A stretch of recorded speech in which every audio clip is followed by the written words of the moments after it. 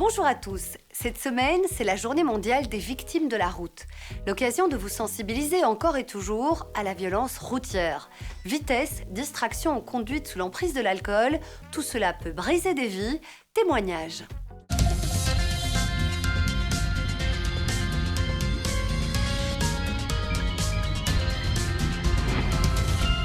Elena, on va revenir sur un moment difficile de votre vie. C'était il y a 7 ans. Vous étiez avec votre fille. Racontez-moi un peu que s'est-il passé.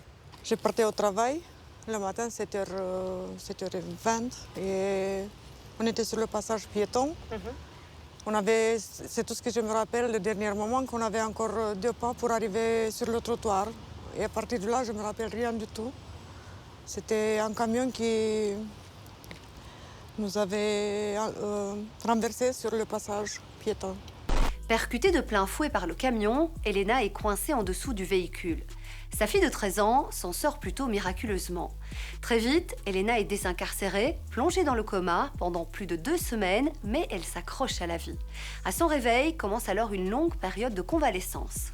J'ai eu plusieurs fractures du bassin, de côte, de partout. Les choses que je me rappelle et je ne sais pas si je vais oublier sont les cauchemars que j'ai eu pendant le coma. Après de nombreuses expertises médicales, Elena est reconnue à 45% d'incapacité permanente à vie. Grâce à sa volonté et à son courage, petit à petit, elle réussit à se reconstruire. Mais aujourd'hui encore, Elena est en colère. Ça fait du mal à plusieurs personnes, c'est pas que la personne qui... Je ne sais pas comment ils peuvent vivre avec ça. Quand ils font un accident, je ne sais pas. Mais ils doivent penser qu'ils font mal à beaucoup du monde. Mais vous me disiez que ce n'était pas la première fois pour le chauffeur. Non, c'était la 3e fois. J'ai vu dans les papiers du tribunal à cause de l'alcool.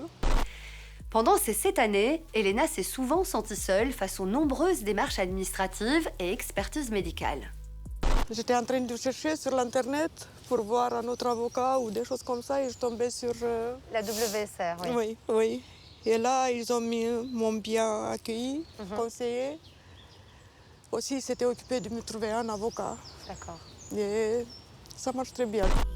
Depuis 2015, le département Information et Orientation des victimes de la route propose une aide complète. Un service unique et gratuit en Wallonie.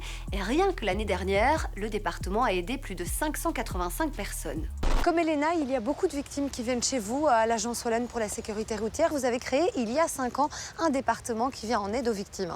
À quoi il sert, ce département ? Alors concrètement, notre service est composé de juristes et de psychologues. Et donc cette approche pluridisciplinaire permet vraiment de les aider de différentes manières. Et notre intervention va dépendre de la demande, c'est-à-dire soit une simple information sur les réactions possibles après l'accident, sur les démarches à accomplir, sur les procédures judiciaires assurantielles. Et si nécessaire, si la personne le souhaite, on va véritablement pouvoir faire de démarches concrètes pour elle, à sa place, et éventuellement la réorienter vers un professionnel comme un thérapeute ou un avocat spécialisé. Une structure comme le département Information et Orientation des victimes de la route, c'est essentiel pour aider les victimes et leurs proches. Rien que l'année dernière, plus de 585 personnes ont été aidées par l'Agence Wallonne pour la sécurité routière. Pour plus d'informations, voici un numéro de téléphone utile et un site internet www.victimesdelaroute.be. Si vous avez des questions, contactez-nous sur les réseaux sociaux. À la semaine prochaine et d'ici là, bonne route!